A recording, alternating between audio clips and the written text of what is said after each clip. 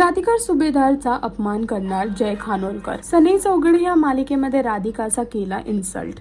राधिका रागवून ऑफिसमधून निघून जात असते तेव्हा तिथे जय येऊन तिची माफी मागतो आणि राधिका तयार होते इन्व्हेस्ट करण्यासाठी कंपनीमध्ये. पण तिच्या दोन अटी आहेत.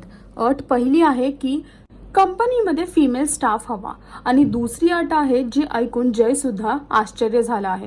तिची दुसरी अट ही आहे की ज्या व्यक्तीमुळे ज्या मुलीमुळे ही डील फायनल झाली आहे त्या मुलीला तुम्हाला परत कामावर घ्यावं लागेल.